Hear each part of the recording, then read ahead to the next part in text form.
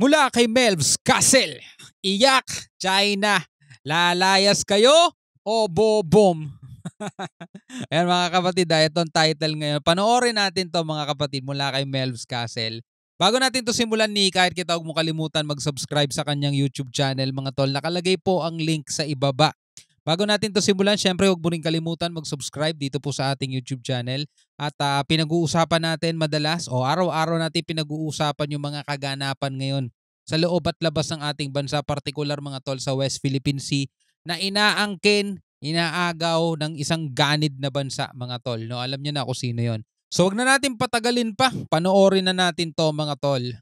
Gantong klaseng aksyon ang gusto ng mga Pilipino. Philippine Navy inanunsyong magpapadala ng barkong pandigma sa Sabina Shoal. Hindi lang basta Coast Guard ng bantay mga tol, barkong pandigma na.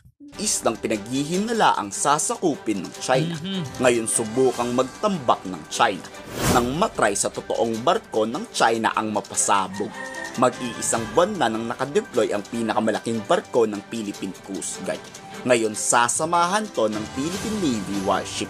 Hamon ni Commodore Ray Trinidad, huwag nang magkakamali ang China ng maaktuhan at talagang may kalalagyan yan. Oy, di ba dinay din naman ng China na magtatayo sila ng artificial island? Sinasabi nila chismis lang daw yan. O, tignan natin.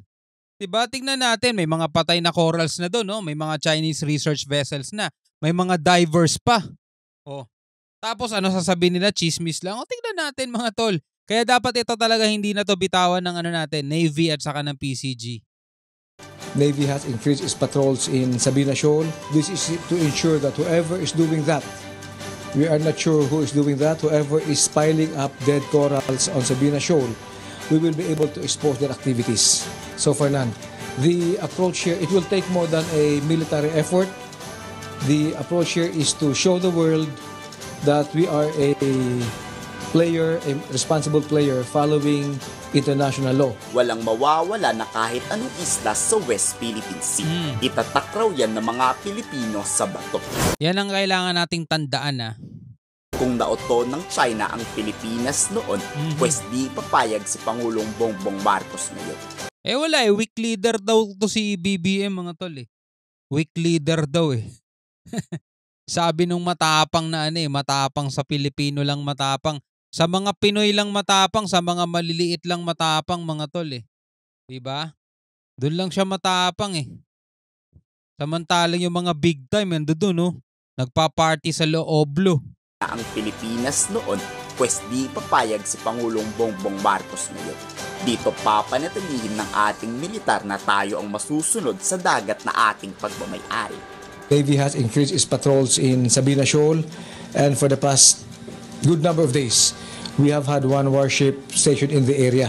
This is to ensure that whoever is doing that, we are not sure who is doing that, whoever is piling up dead corals on Sabina Shoal, we will be able to expose their activities. Everything to ensure that Sabina and all other features within our EEZ will remain under Philippine sovereignty and sovereign rights. Nice, good job. Philippine Navy ang naka-alerto sa usap-usapang pananakot.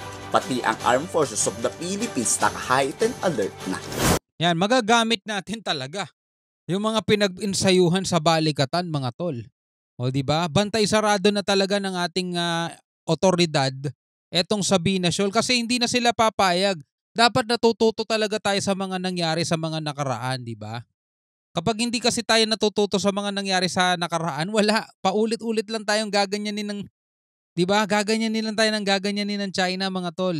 Kung nakapagtayo na sila before ng mga artificial island at ngayon nalaman natin na may mga nakatambak na corals dyan, hahayaan pa ba natin sila magtagumpay? Hindi na. Diba? Kasi pag nangyari yun, wala nang saysay. Bakit pa natin ipinaglalaban ng West Philippine Sea? Wala naman rin pala tayong kwenta pag gano'n, diba? Ano mang hamong balak ibato ng China, handa raw tong harapin ng ating militar. Pahayag yan ni AP spokesperson Francel Padilla. We will do everything po to deter this from coming to fruition. So, makikipagtulungan po tayo sa all the necessary agencies na monitor naman po natin ito, no? So, all the activities are being monitored and being reported po to proper authorities for appropriate action na din. Kahapon, playing safe ang China. Chismis lang raw ang binabato sa kanila ng Pilipinas. Sus! Samantalang naglabas sila ng balita dun sa kanila, mga tol, dun sa China mismo. May balita sila dun, yung civilian mission. Diba? Plano daw ng Pilipinas talaga na manggulo. My goodness. Inimok pa ng spokesperson ng Foreign Ministry na itigil na ng Pilipinas ang paggawa ng irresponsable ang wala namang kakwenta-kwentang pahayag laban sa China. 菲方多次散布谣言，蓄意抹黑中方，试图误导国际社会，这种 Huwag ka na Wang Wenbin. Buwang Wenbin. 行径是徒劳的。我们敦促菲方停止发表不负责任的言论， Oo, wala pang eksaktong ebidensya, pero scientific explanation na ang nagsasabing may pananakot talagang binabalak ang China. Wala nang ibang dapat pang sisihin dito kundi mga Chinese. Tigas na mukha nila magsasalita-salita sa harapan ng camera, no? Tapos puro kasinungalingan lang naman yung sinasabi. China lang naman kasi ang bansang uhaw sa kapangyarihan. Tama. I think this is the reason why we can say na we are effective in deterring China from doing this small-scale reclamation, because China also doesn't want to get caught on how they do it. It still puzzles Dr. Anticamara. It also puzzles us.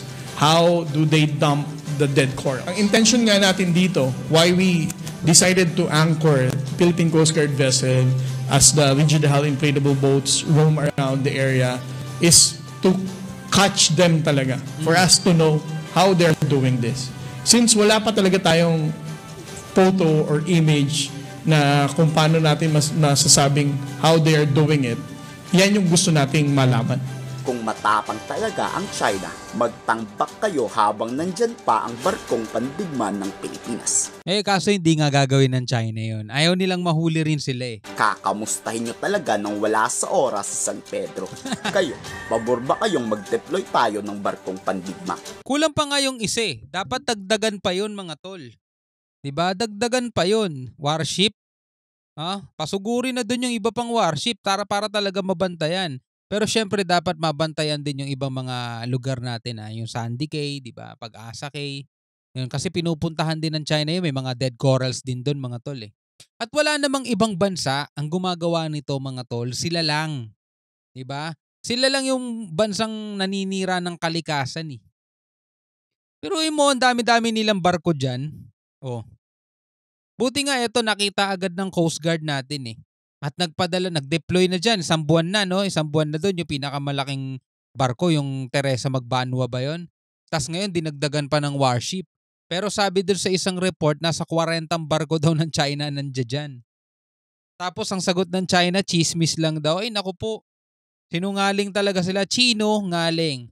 Tapos ngayon, yung report na may lumabas na balita doon sa bansa nila, mga tol, na ang sinasabi nila yung civilian mission daw ay staged lang para maaktuhan sila habang nang water cannon at ipapalabas daw sa buong mundo. Aba, ang galing mang gaslight, no?